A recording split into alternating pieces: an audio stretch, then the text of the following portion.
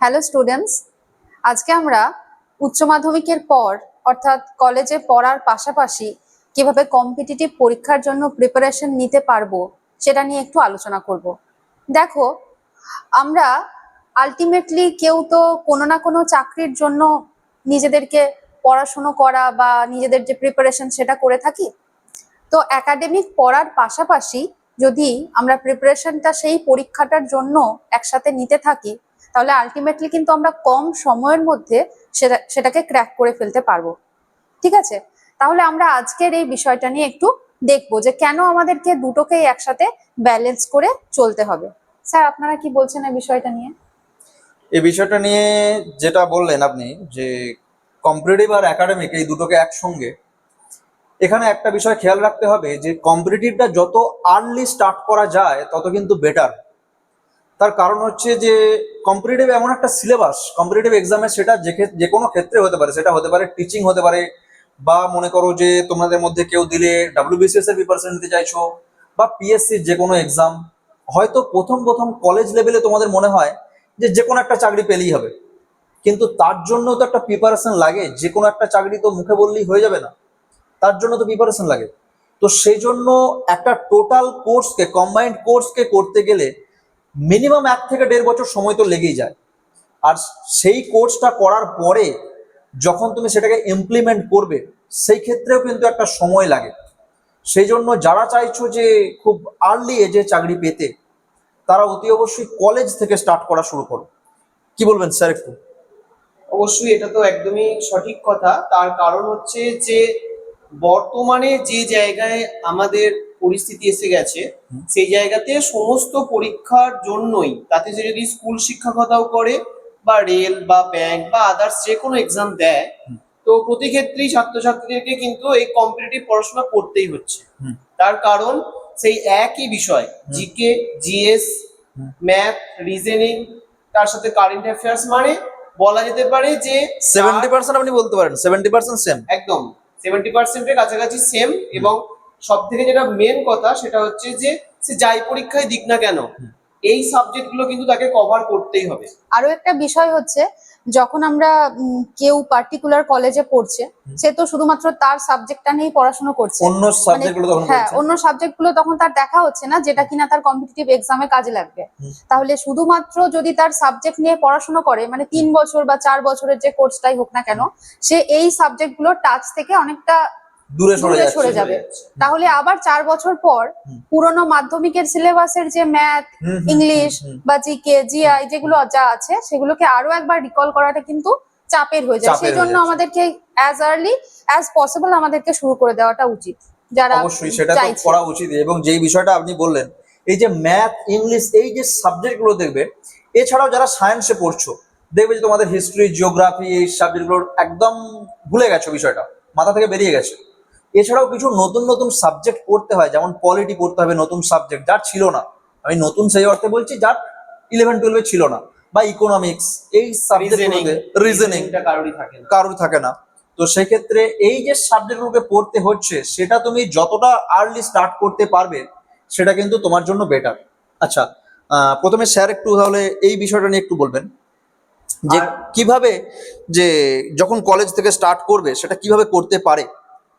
হ্যাঁ, অবশ্যই কলেজে যারা বিশেষ করে জেনারেল কোর্সে ভর্তি হচ্ছে, এইচএস এর পরে যারা কেউ টেকনিক্যাল লাইনে বা যদি মেডিকেল লাইনে বা কোনো এন্ট্রান্সে যদি কোনো কিছু সিলেক্ট হয়ে যায়, সে তার ক্ষেত্রে তো কোনো ব্যাপার পুরো না, আলাদাই ব্যাপার। হ্যাঁ, তার সিস্টেমটা অন্যরকম ভাবে চলবে পুরোপুরি। কিন্তু যদি কেউ জেনারেল লাইনে পড়াশোনা করে, মানে কোনো পার্টিকুলার সাবজেক্টের উপর বেস করে যদি পড়াশোনা করে, তো সেক্ষেত্রে সব থেকে যেটা জরুরি সেটা হচ্ছে যে সেই পড়াশোনার সাথে সাথে এই পড়াশোনা আমাদেরকে শুরু করে দিতে হবে। যে কোনো জায়গা থেকে বর্তমানে অনেক সুবিধাও হয়ে গেছে, ছাত্রছাত্রীরা যা পড়ে এসেছে সেটা কি সে সেলফ স্টাডিও করতে পারে, বা তার সাথে সাথে সে যদি কোনো কিছু ইনস্টিটিউটের সহযোগিতা নিতে যায় সেটাও করতে পারে।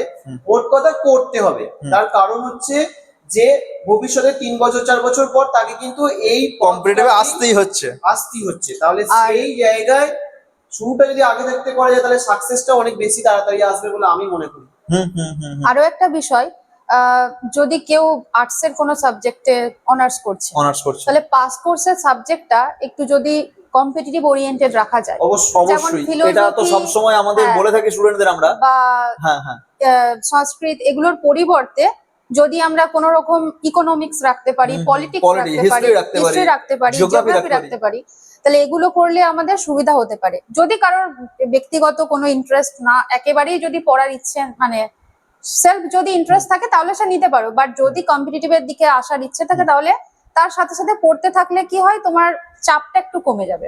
এই বিষয়টাতে খেয়াল রাখতে হবে, যেটা আমরা সবসময় স্টুডেন্টদের বলে থাকি, যে যখন তুমি সাবজেক্ট চয়েস করছো সেই বিষয়টাতে কিন্তু তোমার গোল ওরিয়েন্টেড সাবজেক্ট চয়েস করাও কিন্তু প্রয়োজন। অনেকে কিন্তু এই ভুলটা করে থাকে যে আফটার গ্র্যাজুয়েশন যে আমি ভাববো যে আমি কি করব, না, এটা কিন্তু তোমার যেটা করতে চাইছো সেখান থেকে তোমাকে অনেকটা দূরে সরিয়ে নিয়ে যাচ্ছে। মনে করো যে তোমার লক্ষ্য হয়তো যে ডাব্লিউবিসিএস এক্সাম বা মিসলেনিয়াস এক্সাম বা যে কোনো কম্পিটিটিভ এক্সাম, তাহলে কিন্তু এমন কিছু সাবজেক্ট যেমন হিস্ট্রি, জিওগ্রাফি, পলিটি, এই সাবজেক্টগুলোতে তুমি অনার্স করতে চাইলে বা তোমার মাইনর সাবজেক্ট রাখতে চাইলে তুমি রাখতে পারো, রাখাটা উচিত। যেমন হিস্ট্রিটা একটু দেখবেন ম্যাডাম, যে হিস্ট্রি কিন্তু এখন খুব সমস্ত স্টুডেন্ট কিন্তু হিস্ট্রিকে নেগলেক্ট করছে। কি ভয় সেটা বোঝা যাচ্ছে না। একটা ভয় হতে পারে যে মাধ্যমিক পর্যন্ত যে হিস্ট্রির সিলেবাসটা, সেই সিলেবাসটা খুব একটা ডেকোরেটেড সিলেবাস নয়, এই জন্য হিস্ট্রিতে ছেলেরা হয়তো ইন্টারেস্ট পাচ্ছে না। তো সেজন্য এনসিইআরটির হিস্ট্রি কিন্তু তোমরা একবার পড়তে পারো, যারা মাধ্যমিকে পড়ছো বা তার নিচে কেউ দেখে থাকলে এনসিইআরটির সিলেবাসটা একবার দেখতে পারো। আমাদের ওয়েস্ট বেঙ্গলের যেটা বিগত বছরের কয়েক বছরের যেটা দেখে আসছি, ইভেন লাস্ট 10 বছর 12 বছর ধরেও সিলেবাসটা স্ট্রাকচার ওয়েতে দেওয়া নেই, সেই জন্য হয়তো হিস্ট্রির প্রতি অনীহা তৈরি হচ্ছে একটা। তো এই যে সাবজেক্টগুলো হিস্ট্রি, জিওগ্রাফি, এগুলোকে অতি অবশ্যই দেখতে পারো। যারা সায়েন্স পড়ছো তারা অতি অবশ্যই খেয়াল করবে যে সায়েন্স পড়ছো, গ্র্যাজুয়েশন পড়ছো, ঠিক আছে, ফিজিক্স অনার্স করছো, কেমিস্ট্রি অনার্স করছো, ম্যাথসে করছো, জিওলজি, বোটানি করছো, বাট যদি তোমার লক্ষ্যটা কম্পিটিটিভ হয় তাহলে এখন থেকে স্টার্ট করাটা এই জন্য প্রয়োজন যে 4 বছর পরে যে জিওগ্রাফি আউট হয়ে গেছে তোমার, এমনি 2 বছর আউট হয়ে আছে, 4 বছর পরে যে তোমার ইন্ডিয়ার ম্যাপটাই তুমি হয়তো প্রত্যেকটা স্টেটকে পয়েন্টিং করতে পারছো না, বা হয়তো দেখা যাবে যে হিস্ট্রির যে ক্রোনোলজিক্যাল অর্ডারগুলো সেগুলো সব ভুলে যাচ্ছ। তাহলে যেটা তুমি একবার পড়েছো, মাধ্যমিক পর্যন্ত যে সিলেবাসটা পড়েছো, এর ওপরই যে কোনো কম্পিটিটিভ এক্সাম, ইভেন ডাব্লিউবিসিএস, মাধ্যমিক পর্যন্ত যে হিস্ট্রি পড়েছো, যে জিওগ্রাফি পড়েছো, তার ওপরই তার একটু অ্যাডভান্স লেভেল।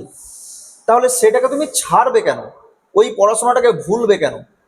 এর জন্য একদম স্টার্ট করো যে গ্র্যাজুয়েশন চলাকালীন, বা স্টার্ট করা যেতে পারে জাস্ট উচ্চ মাধ্যমিক পরীক্ষা দিলে, তখন থেকে স্টার্ট করাটা খুব খুব প্রয়োজন। কি বলবেন স্যার? আর মক টেস্টের বিষয়টা একটু স্যার বলবেন। অবশ্যই। তার আগে আমি আরেকটা কথা বলতে চাই, যে যারা এখনো পর্যন্ত এইচএস দিয়ে কোনো প্ল্যানিং করনি যে ভবিষ্যতে কি করবে, হুম হুম তাদের অবশ্যই কম্পিটিটিভ লাইন একটা আমি বলবো যে সব থেকে সফলতা এনে দেওয়ার সঠিক জায়গা অল্প সময়ের মধ্যে। হুম হুম তার কারণ হচ্ছে যে সেন্ট্রাল গভর্নমেন্ট এবং স্টেট গভর্নমেন্ট মিলে আমাদের প্রচুর এক্সাম হয়, হুম হুম এবং মোটামুটি আগেই যেটা আমাদের আলোচনা হলো যে 70% সিলেবাস কিন্তু সব এক্সামের সেম। সেম সেম তাহলে সেই জায়গায় যদি ঠিকঠাক পড়াশোনাটা করা যায়, তাহলে কিন্তু 2-3 বছরের প্রিপারেশনই তোমাকে সফলতা এনে আর দিতে পারে। কলেজের টাইমটা তো নেহাত কম নয়, 3-4 বছরের মানে একদম, এখন 4 বছর হচ্ছে। হ্যাঁ, ধীরে ধীরে কম কম যদি পড়াশোনাও করা হয়, মানে অল্প সময়, দুটো তো একসাথে পড়তে হচ্ছে, ব্যালেন্স করে যদি হ্যাঁ ব্যালেন্স পড়া করে যেতে যদি অল্প পারে। সময়ও কম্পিটিটিভের জন্য দেওয়া যায় তাহলেও সেটা বেনিফিট পাওয়া যাবে। হুম হুম বলুন স্যার। অবশ্যই।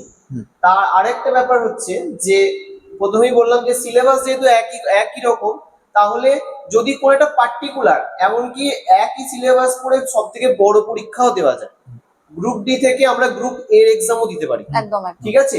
শুধু আরেকটু বেশি Advance. পড়াশোনা করতে হবে, একটু অ্যাডভান্স। অ্যাডভান্স সেই সাবজেক্ট কিন্তু একই, দেখুন আপনি, সাবজেক্ট সেই হিস্ট্রি, সেই জিওগ্রাফি, সেই ম্যাথ, বাট লেভেলটা একটু শুধু বাড়ানো প্রয়োজন। এই বিষয়ে আমি যে বিষয়টা বলবো একটা এই প্রসঙ্গে, যে যদি তুমি লক্ষ্য রেখে থাকো যে ডাব্লিউবিসিএস, গ্রুপ এ যে কোনো চাকরি বা গ্রুপ বি যে কোনো চাকরি, যদি তুমি লক্ষ্য রেখে থাকো তাহলে কি করতে হবে, এটা তাহলে কিন্তু এই যে সাবজেক্টগুলো, এই সাবজেক্টগুলো একটু বেসিক থেকে পড়াটা প্রয়োজন। শ্যালো স্টাডি হবে না। যে শ্যালো স্টাডিতে কি হয় না, তুমি ওপরে ওপরে পড়ে নিচ্ছ, তুমি হয়তো একটা বই কিনে নিচ্ছ বা একটা মক টেস্টের কোনো বই কিনে নিচ্ছ, এমসিকিউ কিছু প্র্যাকটিস করছো, তাহলে কিন্তু দেখা যাবে যে হ্যাঁ তোমার অন্যান্য পরীক্ষাগুলো যেমন পঞ্চায়েত পরীক্ষা বা ছোটখাটো যে ক্লার্কশিপের পরীক্ষা, সেইগুলো হয়তো তুমি পাশ করে যেতে পারো। বাট যদি তুমি নিশ্চিতভাবে প্রিপারেশনটাকে সঠিক করতে চাও, বা গ্রুপ এ গ্রুপ বি এই ধরনের যদি তোমার প্রিপারেশন নেওয়ার ইচ্ছে থাকে, তাহলে কিন্তু ডিপ স্টাডি করতে হবে। আর ডিপ স্টাডির জন্য অতি অবশ্যই বেসিকটাকে স্ট্রং করা প্রয়োজন। সেটা কিন্তু এনসিইআরটি দিয়ে তুমি স্টার্ট করতে পারো। এনসিইআরটি তুমি সোশ্যাল সায়েন্সের বই নিতে পারো বা সায়েন্স নিতে পারো, দিয়ে এনসিইআরটি ক্লাস 6 থেকে 12 সেটাকে তুমি অল্প অল্প অল্প অল্প করে পড়তে পারো। কারণ ডিপ স্টাডি না করলে কিন্তু গ্রুপ এর মতো পরীক্ষা ডাব্লিউবিসিএস যদি হয়, তাহলে সেই ক্ষেত্রে দেখবে যে ভালো স্কোর করা কিন্তু সম্ভব হচ্ছে না। কি বলবেন এই বিষয়টা ম্যাডাম? আসলে বিষয়টা হচ্ছে যে দুটোকে ব্যালেন্স করে যদি আমরা পড়তে পারি, তাহলে ওই কোর্সটা কমপ্লিট করার পর আমাদেরকে আর আলাদা করে ভাবতে হয় না যে অবশ্যই। এরপর আমরা কি করব। হুম। আর যদি লক্ষ্য হয়ে থাকে এরকম ধরনের গ্রুপ এ বা অন্যান্য আরো ওয়েস্ট বেঙ্গলের যে এক্সাম গুলো, তাহলে সিলেবাস যেহেতু মোরলেস সবটাই সেম, তাহলে আমরা শুরু করে দিতেই পারি। হুম। আর দুটো পড়াশোনার পাশাপাশি মানে আমরা তো অনেক টাইম নষ্ট করে ফেলি কলেজ লাইফে, এবং পরে গিয়ে বুঝতে পারি যে অনেকটা টাইম অন্য কিছুতে এনগেজ কিছুতে হয়ে engage নষ্ট ছিলাম। হয়ে গেল। তো ওই টাইমটা কিন্তু আমরা ইজিলি এই কম্পিটিটিভ পড়াশোনার জন্য কাজে লাগাতে পারি এবং ভালো একটা ফল পেতে পারি খুব কম সময়ের মধ্যে। হুম হুম হুম হুম হুম। এবং আরেকটা ব্যাপার হচ্ছে যে পড়াশোনা যদি আমরা ঠিকঠাক করে করি, কোনো জিনিসই বৃথা যায় না। না না। তাহলে যদি কলেজ পড়ার সাথে সাথে তোমরা পড়াশোনাটা করো কম্পিটিটিভ জগতে, তাহলে কি হবে যে ভবিষ্যতে যদি তুমি কলেজে প্রফেসর হও বা অন্য কিছু হও, সেখানেও কিন্তু তোমার এই নলেজটা কাজে লাগবে। এরকম নয় যে তুমি অন্য কিছু নিয়ে পড়াশোনা করেছো আর সেটা থেকে যখন তুমি অন্য একটা ফিল্ডে গেলে সেই নলেজটা তোমার কোনো কাজে লাগবে না। হ্যাঁ, আর আমাদের স্টেট হয়তো এখন একটু হলেও পিছিয়ে আছে, কিন্তু আদার স্টেটে সবাই কিন্তু মাধ্যমিকের পর থেকেই তার যেটা ফোকাস, যদি তার কম্পিটিটিভ ফোকাস হয়, তাহলে কিন্তু সেই লেভেলের পড়াশোনা শুরু করে দিচ্ছে। এবং আমরা বর্তমানে দেখতেও পাচ্ছি যে অনেক উচ্চ স্থানে যাওয়া ব্যক্তি সেও কিন্তু পরবর্তীকালে সফলতা হয়তো সেই জায়গাতেও অর্জন করেছেন, অবশ্যই। কিন্তু তার সত্ত্বেও তিনি আবার কম্পিটিটিভ জগতে হয়তো আরো অনেক বড় জায়গায় যাওয়ার চেষ্টা করছেন। অনেক মানুষ আছেন যারা হয়তো ডাক্তার, হ্যাঁ অবশ্যই। ইঞ্জিনিয়ার, তারাও কিন্তু এমবিবিএস পরবর্তীকালে এমবিবিএস করার পরে বিটেক, আইআইটি থেকে বিটেক করার পরেও কিন্তু ডাব্লিউবিসিএস, ইউপিএসসি এই সমস্ত এই পরীক্ষার জন্য exam এ প্রিপারেশন নিচ্ছেন। ইভেন যদি আরো আমি নিচু স্তর থেকে বলে আসি, আরো যদি একদম বেসিক স্তর থেকে বলে আসি, যে যারা করছেন প্রাইমারি স্কুলের টিচার বা হাই স্কুলের টিচার, চাকরি পেয়ে গেছেন, তারপরে তার মনে হয়েছে যে আমি ডাব্লিউবিসিএস জন্য পড়তে পারি, তখন করছেন। বাট যদি সেটা তখন একদম তুমি শুরু করো যে তোমার কলেজ লেভেল থেকে, তাহলে কি হবে? তুমি প্রাইমারি একটা টিচার পেয়ে গেলে, প্রাইমারি স্কুলের তুমি টিচারশিপ পেয়ে গেলে বা হাই স্কুলের পেয়ে গেলে, তোমার কিন্তু ওভারঅল বিষয়টাকে স্মুথ থাকছে। নতুন করে 30 বছর বয়সে যে শুরু করতে হচ্ছে না, 25 বছর বয়সে যে শুরু করতে হচ্ছে না। সেজন্য কম্পিটিটিভের সিলেবাসটাই এমন সিলেবাস যেটা কিন্তু যার মধ্যে, যেই বক্সের মধ্যে সমস্ত কিছু চলে আসে। সেজন্য তুমি অবশ্যই শুরু করতে পারো। শুরুটা করা প্রয়োজন, কারণ যদি আমরা শুরুটা করে ফেলি, তাহলে কিন্তু আস্তে আস্তে আস্তে আস্তে তুমি নিজেই পথ এগিয়ে দেখতে যাবে। পাবে, এগিয়ে যাবে। কারণ একটা ভেবে তুমি শুরু করবে, একটা ফ্রেম তোমার থাকতে হবে, সেই ফ্রেমের মধ্যে থেকে তুমি শুরুটা করলে তারপরে দেখবে তুমি নিজেই অটোমেটিক রাস্তা দেখতে পাচ্ছ। বাট শুরুটা করাটা প্রয়োজন। আর স্যার যেটা বললেন যে মক টেস্ট, এটা হচ্ছে সব থেকে গুরুত্বপূর্ণ জিনিস। হুম। তার কারণ হচ্ছে নিজেকে যে মূল্যায়ন করা তুমি যাবে। কতটা নিজেকে তৈরি করছো, যে কোনো পরীক্ষার জন্য হতে পারে, বা যে কোনো পরীক্ষার থেকেও বড় কথা হচ্ছে তুমি যদি একটা চ্যাপ্টার কমপ্লিট করো, সেই চ্যাপ্টারটা তোমার কতটা রেডি হলো তার জন্য তোমাকে মক দিতে হবে, এবং অবশ্যই প্রিভিয়াস ইয়ার কোয়েশ্চেন সলিউশন করতে হবে। তাহলে তোমার এটাও আইডিয়া হয়ে যাবে যে কিরকম প্রশ্ন আসে। অবশ্যই যে আমি কোনো কতটা পরীক্ষাকে করবো? ক্র্যাক করতে গেলে পিওআইকিউ কিন্তু স্মার্ট মাস্ট। স্টাডি করতে হবে, ঠিক আছে? স্মার্ট স্টাডিটা অবশ্যই দরকার। বলুন স্যার। তো এটাই যেটা স্যার বললেন আর ম্যাডাম যেটা বললেন, এটাই মেনে করাটা উচিত। মক অবশ্যই দিতে থাকো, আর পিওআইকিউ কে ভালো করে করতে থাকো। প্রিপারেশন নাও, উত্তরণও প্রিপারেশন নিতে পারো, প্রিপারেশনটা সেলফ স্টাডিও করতে পারো। প্রিপারেশনটা নেওয়া প্রয়োজন, প্রিপারেশনটা করা প্রয়োজন, শুরু একটা করতে হবে। স্ট্রাকচার ওয়েতে প্রিপারেশনটা শুরু করা প্রয়োজন ম্যাডাম। আর ব্যালেন্স করে চললে কিন্তু সাকসেস পাওয়া যায়। মানে এটার উদাহরণ কিন্তু অনেক মানুষ আছেন যারা কাজের সাথেও ব্যালেন্স করে নিজের যে লক্ষ্য সেটাকে অ্যাচিভ করেছেন। পড়াশোনার সাথে সাথে, অর্থাৎ একাডেমিক পড়াশোনার সাথে সাথেও কিন্তু এটা তৈরি করে নেওয়া যেতে পারে, নিজেদের বেটার ক্যারিয়ার তৈরি করা যেতে পারে। ঠিক আছে, তাহলে সকলকে অনেক শুভেচ্ছা এবং পড়াশোনা চালিয়ে যাও। Thank you.